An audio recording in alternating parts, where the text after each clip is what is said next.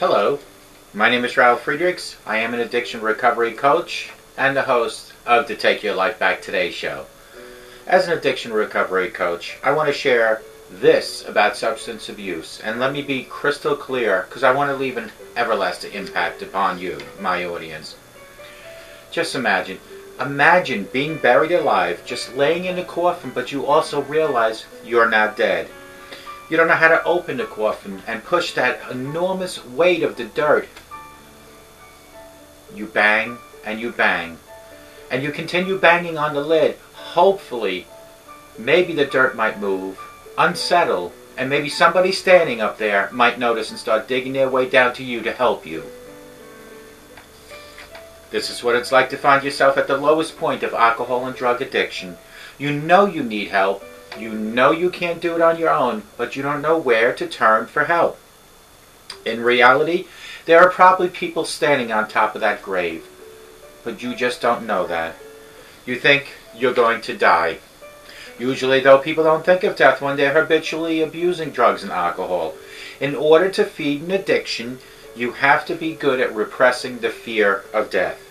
I often ask you, my audience, while you were drinking and drugging and possibly abusing both, did it ever dawn on you that you might, just might, overdose one day?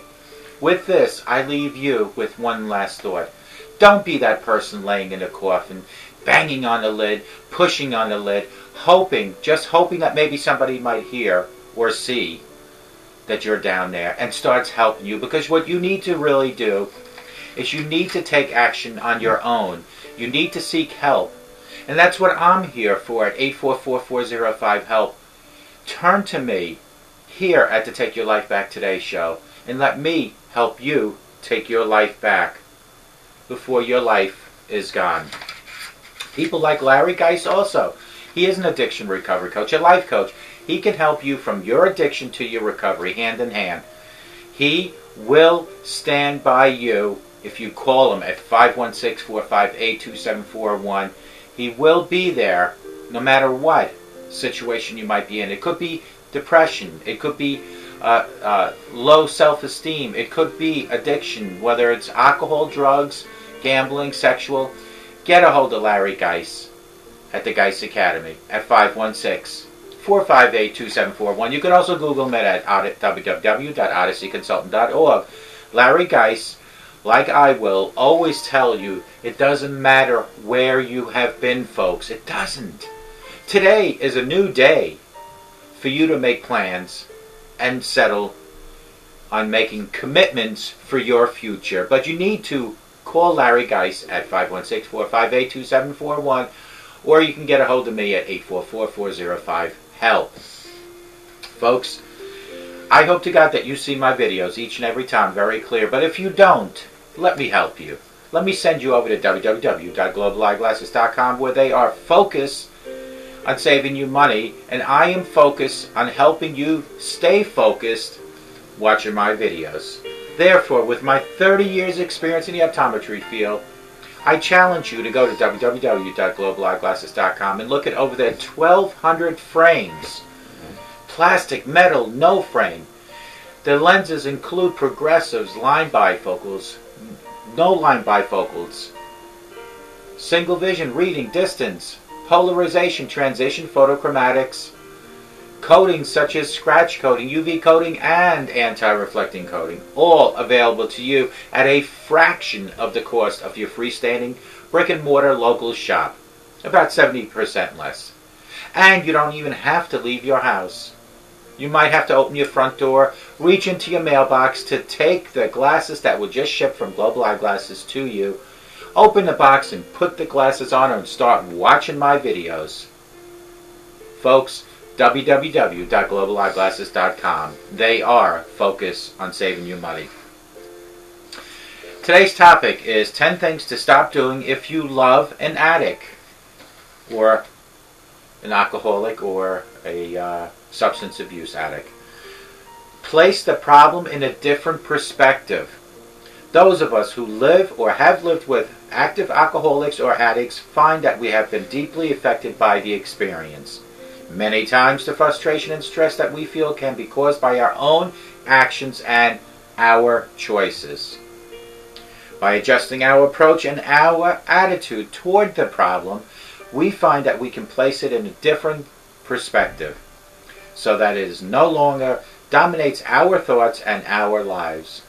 Let me discuss 10 things that you can stop doing that may help relieve the pressure. First is stop blaming yourself. Blaming yourself, it's typical for alcoholics to try to blame their drinking on circumstances or others around them, including those who are closest to them, maybe you. It is not unusual to hear an alcoholic say, the only reason I drink is because, well, of this or because of that. Don't buy into it. If your loved one is truly an alcoholic, they're going to drink no matter what you do or say. It's not your fault. They have become dependent on alcohol, and nothing is going to get between them and their drug of choice except for them wanting to seek help. No matter how many times you tell them that you don't agree, unless they want help, they'll never get better. Taking it personal. When alcoholics promise they will never ever drink again, but a short time later they're back to drinking as much as they've always drank before, it is easy for family members to take the broken promises and lies personally.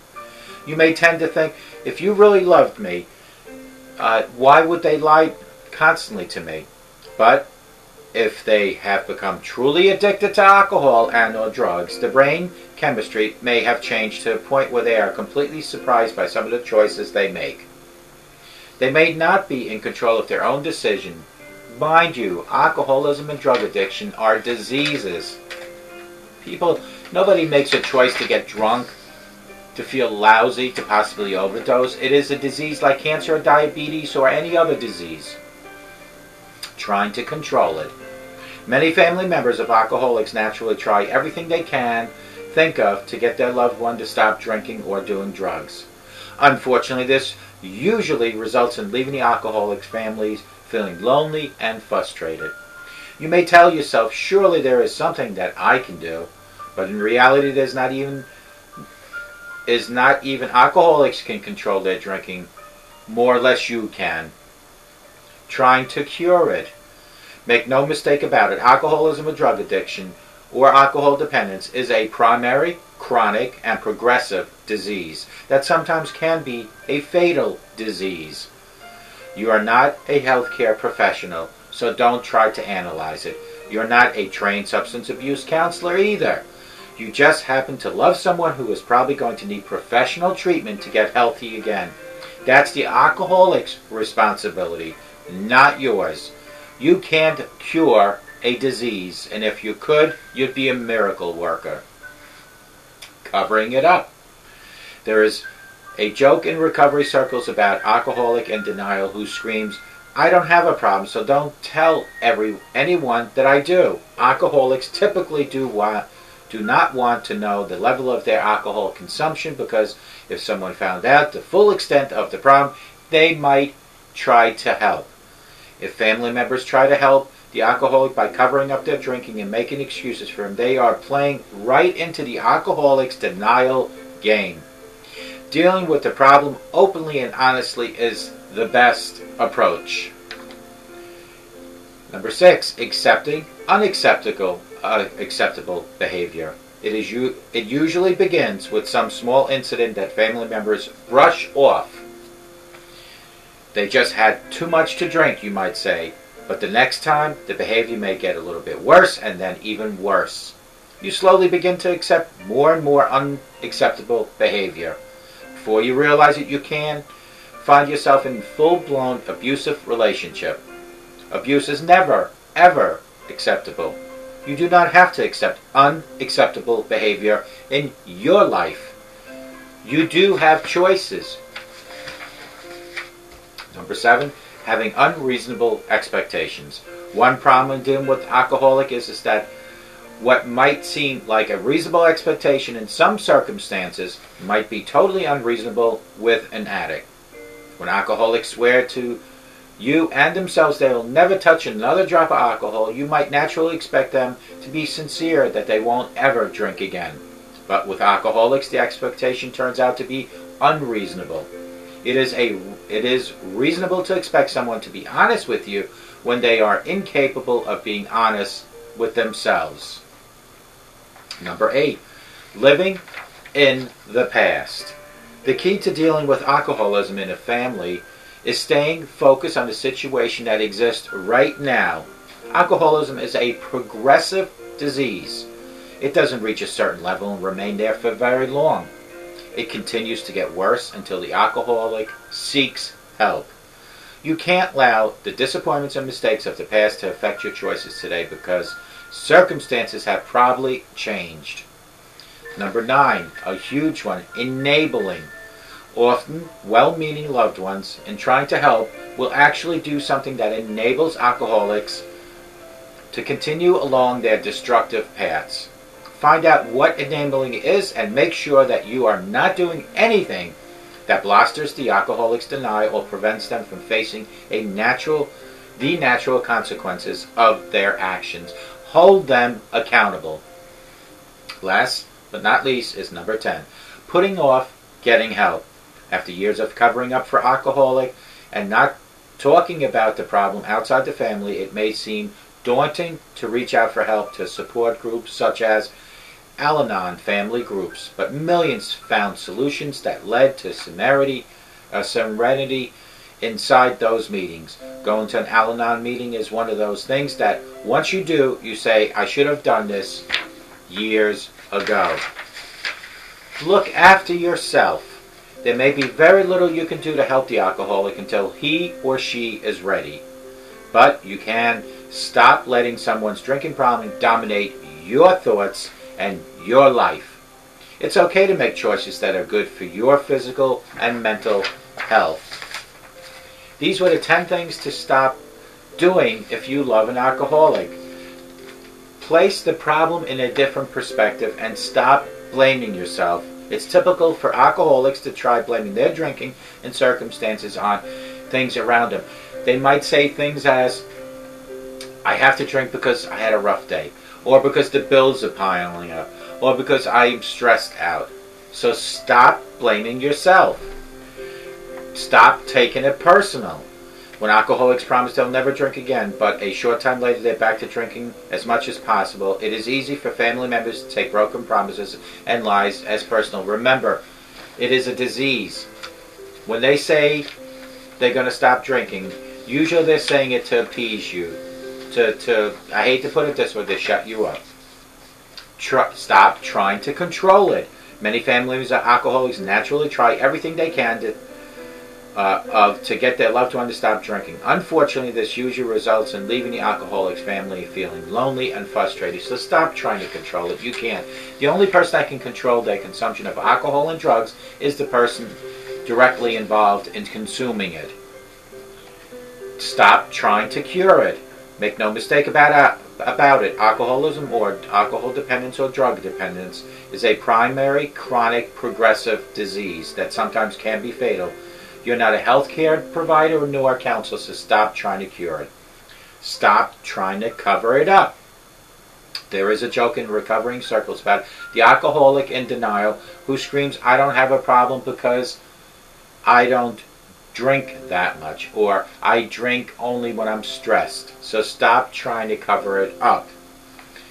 Number 6, accepting unacceptable behavior. It usually begins with some small incident. Family members brush off, they just had too much to drink, so let's not worry about it. When they sober up, it'll be better. So don't accept any unacceptable behavior.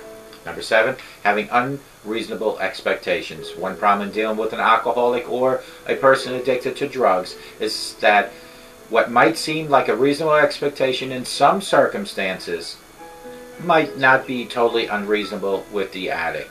So stop having unreasonable expectations.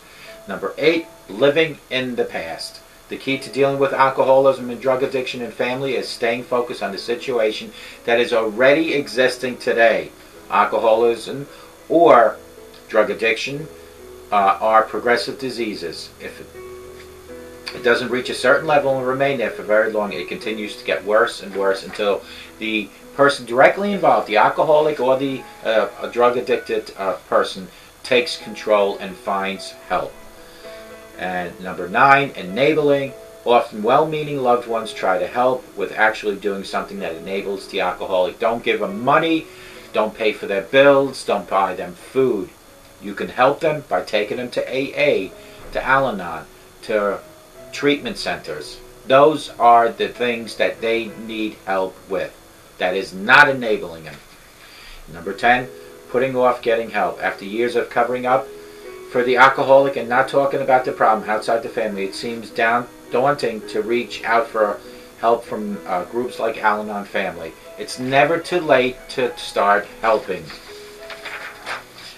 And look after yourself. Please look after yourself. There may be very little you can do to help the alcoholic or the drug-addicted person in your family, but you can stop letting someone's drinking or drugging become dominant thoughts in your life. It's okay to make choices that are good for your physical and mental health, and it starts today. Hopefully, your loved one isn't like that person that I spoke about in the beginning. Laying in a coffin, banging on a lid, looking for someone to possibly help them. When all along, there are people all around your loved one. People like you that are willing to help. But the problem here is that the person directly involved in consuming the alcohol and the drugs, has to be the first person to say, I have a problem. Nothing will change until that person says, I have a problem. And it doesn't just have to be to the public. Say it to himself. And I will tell you this. There is no shame in admitting you have alcohol and drug issues. As much as there wouldn't be any shame in you telling me you have cancer or diabetes. A disease is a disease, and any disease needs to be cured with treatment. Alcoholism and drug addiction, sooner or later, if not treated, can be very fatal. As much as cancer, diabetes, or any other disease. The thing is if you want to get better, you need to make changes today. And remember that a sober today promises you a better tomorrow. Make the changes today. If not for yourself, do it for your loved ones. Do it for people around you. Like I tell you all the time, it doesn't matter where you came from. I don't care. What I do care about is, if you're watching me right now, is where you are right now at this point. Are you in recovery? Are you living a sober life? Congratulations if you are. If you're not, and you're still abusing drugs and alcohol, congratulations for even watching me. And better yet, start changing your ways by admitting you have a problem. Reach for your higher power and ask God for guidance and direction. Your life will change tremendously once you start living a sober life. Once you learn how to live in recovery, your life will change. Changes like your relationships with your family, your spouse. Changes, spiritual changes. Changes like skin color, health, financial changes. All these changes will come, not quickly, but they do show up living in recovery. And remember that all changes start with tiny little steps. Nobody can cross the road with one giant leap without falling flat on their face. But if you cross the road, look left and right, and proceed with caution with tiny little steps, you will get to the goal of reaching the other side of that road. And reaching that side is rewarding. As much as all the little steps that I'm telling you about, if you're right now addicted to drugs and alcohol, the little steps towards recovery will be so rewarding with the things we just discussed. I'll be waiting on the other side for you, but I'm also willing, so is Larry Geis, to come across the road and walk with you hand in hand those tiny little steps across the road to reach the goal. Hand in hand, I will walk with you. So will Larry Geis. Reach out to Larry Geis at 516-458-2741 or reach out to me 844 844-405-HELP. And both of us, myself, Ralf Friedrichs, and Larry Geis, both of us will be there to help take your life back. I hope to God you have the best day of your life, but I hope and I pray that you have a sober rest of your life, and may God bless you, and call 844-405-HELP and let me help you take back your life.